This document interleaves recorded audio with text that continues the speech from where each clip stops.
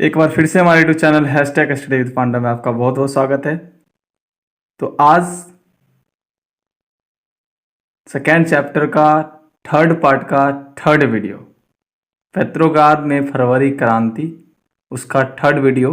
बहुत short video होने short छोटा सा वीडियो होने वाला है, क्योंकि ये कुछ ही पॉइंट। लास्ट टॉपिक था अक्टूबर 1917 की क्रांति, जो प्लानिंग बनाया गया था बोल्शेविक की ओर से, वो बेटर था। जो वहाँ की अंतरिम सरकार थी उससे बेटर था। तो वही प्लानिंग के बारे में हम लोग देखेंगे और यहीं पे ख़त्म होगी ये चैप्टर। उसका इसी के फोर्थ पार्ट पे चलेंगे। तो हम चाहते हैं कि इससे पहले आपको एक बार रिवीजन करा दे वीडियो फर्स्ट एंड सेकेंड का, पेट्रोग्राद में फरवरी क्रांति का। तो आपको पता था जैसा कि नेवा रिवर था, राइट साइड लेफ्ट साइड आप अपना याद कर लीजिएगा।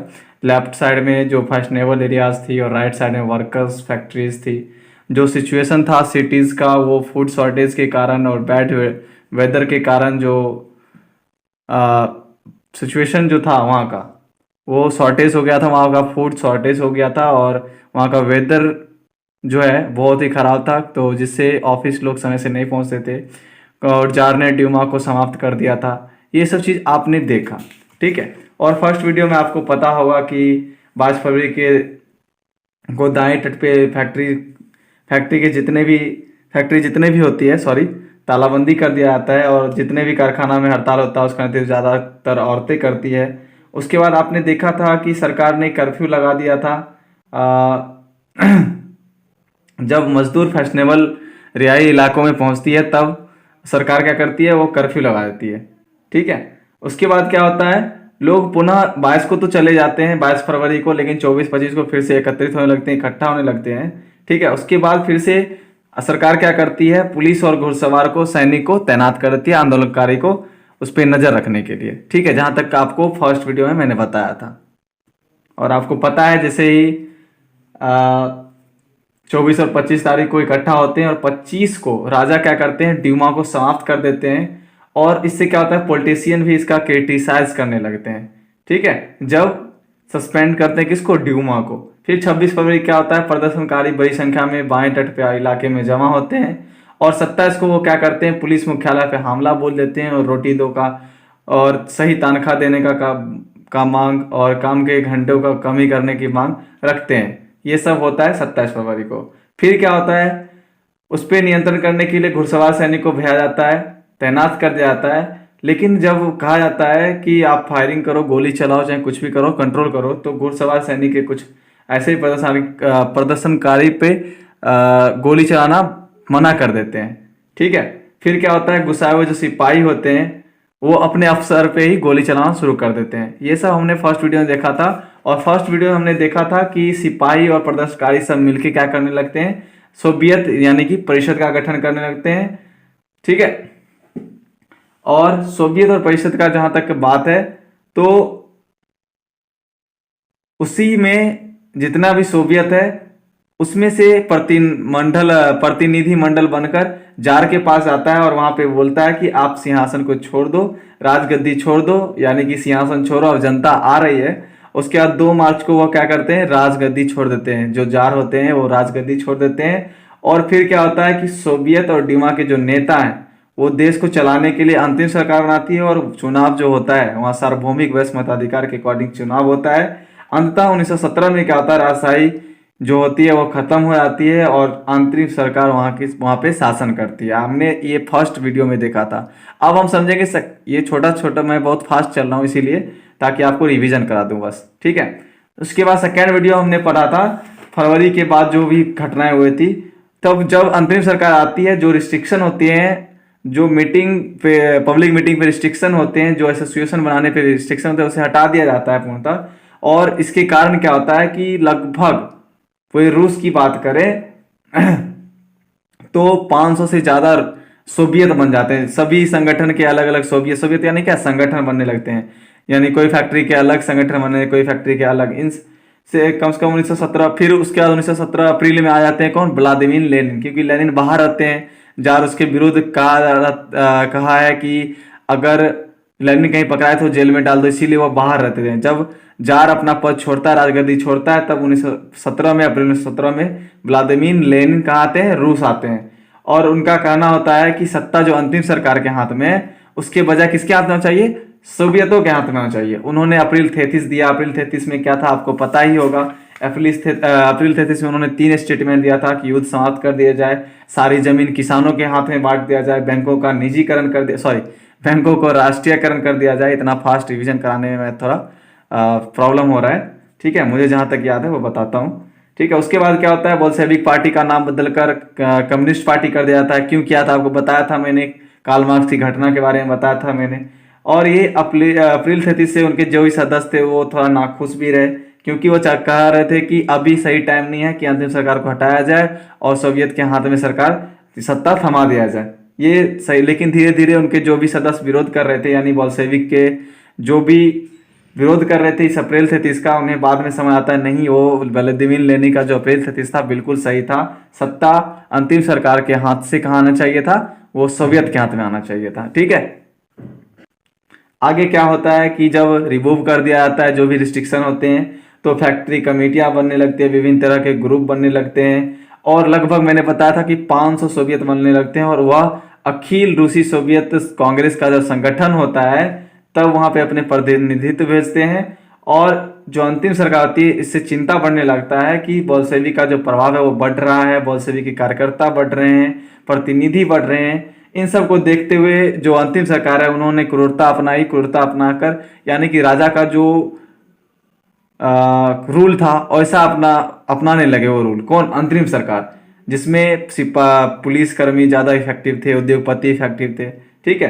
तो उन्होंने जो मजदूर के नेता थे उनको गिरफ्तार करना शुरू कर दिया। बोल्शेविक के जो समर्थक थे, जो प्रदर्शन करते उनको दमन करना शुरू कर दिया। इससे क्या हुआ, जितने समर्थक थे, कब कोई इधर चले गए उधर चले, समझ रहे हो, इधर उधर का मतलब समझ रहे हो ना, रिवीजन करवा रहा हूँ, सिस्टमेटिक ढंग से पढ़ा नहीं रहा हूँ, ठीक है।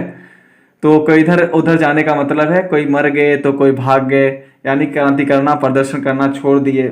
जुलाई 17 तक हम लोग पहुंच गए हैं, ठीक है।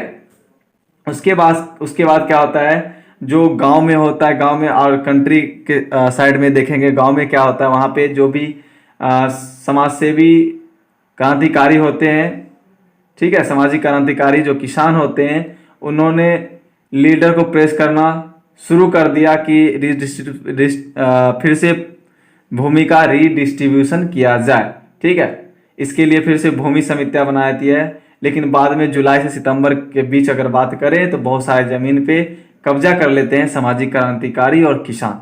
अब हम आते हैं अक्टूबर 1917 में, ठीक है। अक्टूबर 1917 में हमने देखा कि जुलाई से सितंबर के बीच में क्या हुआ, जमीन पे कब्जा करना शुरू कर दिए थे जो किसान थे और सामाजिक क्रांतिकारी। तो अब अक्टूबर 1917 की क्रांति हुआ कैसे, प्लानिंग कैसे हुआ कि अंतिम सरकार को अब हराना है। क्योंकि अंतिम सरकार ने तो जो भी बोल्शेविक के नेता थे, जो किसान के नेता थे, मजदूर के नेता थे, उसको गिरफ्तार करना शुरू कर दिया था। लेकिन जो बोल्शेविक के लीडर थे, मेनली लेनिन, उन्होंने जो नीति अपनाया वाकई अंतिम सरकार के नीति से बहुत ही बेहतरीन था। अंतिम सरकार को पता भी नहीं चला और चुपके चुपके सारा चीज हो गया और पलटवार ही हो गया। पलटवार करने का मतलब अंतिम सरकार की सत्ता चली गई। अब देखते हैं, डायरेक्ट आते हैं टॉपिक पे। इतना मैंने आपको 5 से 10 मिनट में आपको रिवीजन करवा दिया 2 वीडियो का, ठीक है। चलो, धीरे धीरे अंतिम सरकार और बोल्शेविक के बीच टकराव बढ़ता गया। आपको पता था क्योंकि नेता को गिरफ्तार करने लगा था। बोल्शेविक के जो नेता थे, मजदूर के जो नेता थे, जो बोल्शेविक के समर्थक थे, जो विशाल प्रदर्शन कर रहे थे, उसको दमन करना शुरू कर दिया।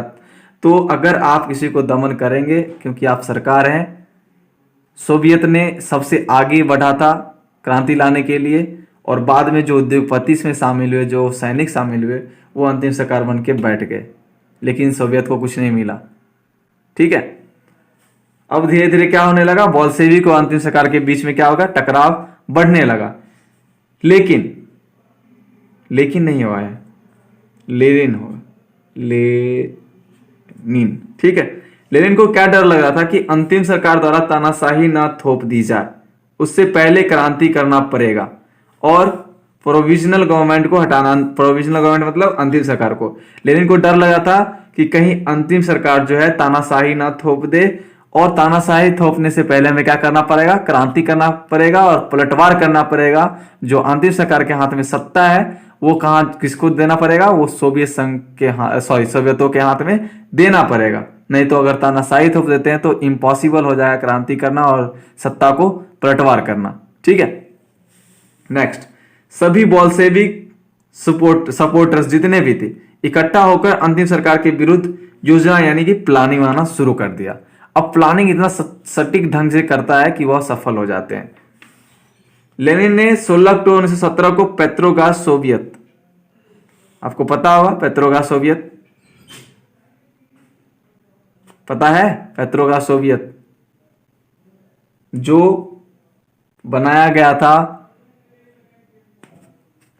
सिपाही और प्रदर्शनकारी जो थे, वो जो सोवियत परिषद बनाए थे, जो पेट्रोग्राद यानी कि पेट्रोग्राद किसका नाम था, सेंट पीटर्सबर्ग, वहां पे जो सोवियत संगठन बनाए गए थे उसका नाम रखा गया था। ठीक है, तो जो लेनिन ने 16 अक्टूबर 1917 को पेट्रोग्राद सोवियत और बोल्शेविक पार्टी को एक कर हराने के लिए तैयारी शुरू कर दिया था।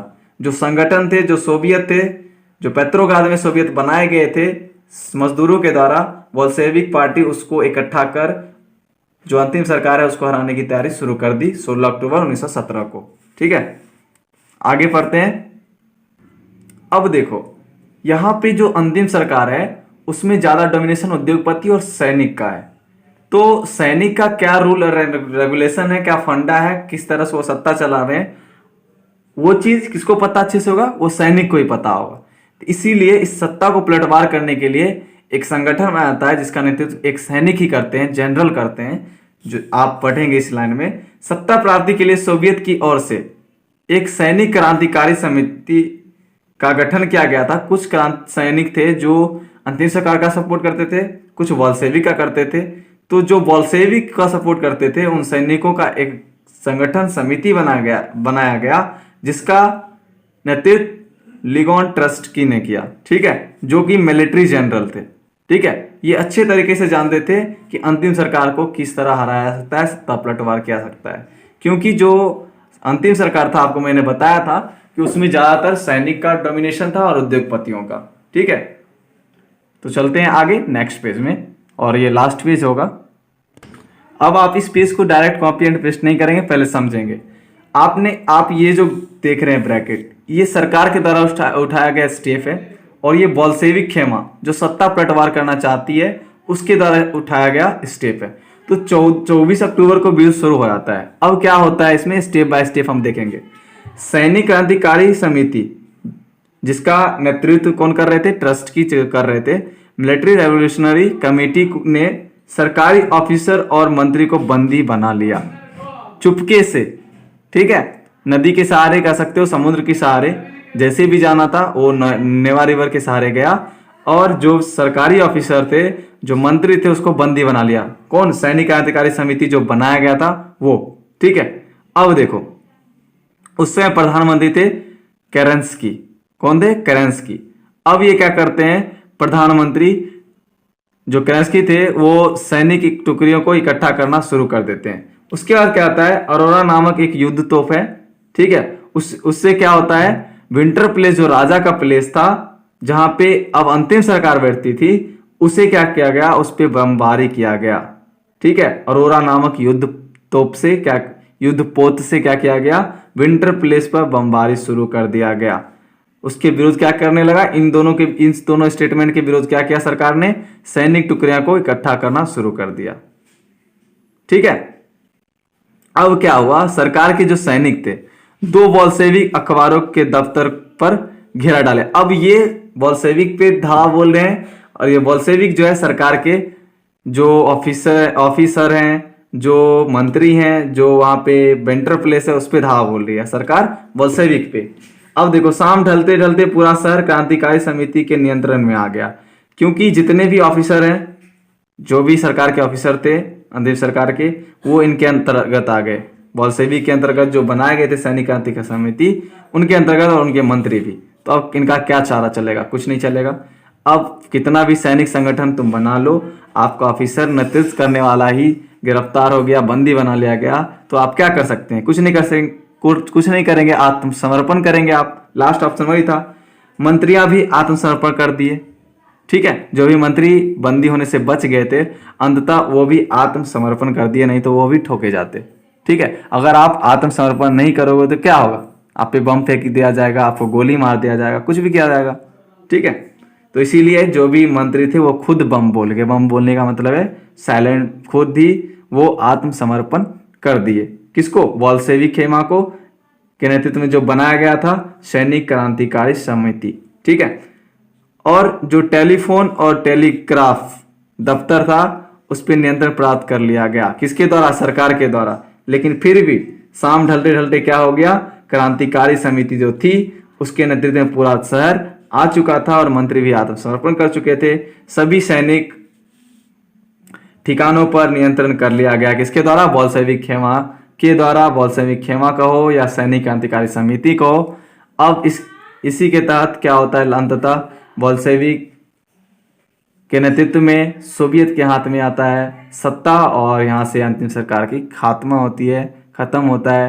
तो वीडियो भी हमारे यहाँ पे समाप्त होता है। जय हिंद, जय भारत। वीडियो कैसे लगा आप कमेंट सेक्शन में बताएंगे। लेकिन जाते जाते आपके लिए क्वेश्चन है, आपको कमेंट सेक्शन में रूस से सटा हुआ कम से कम 3 कंट्री का नाम बताना है, ठीक है।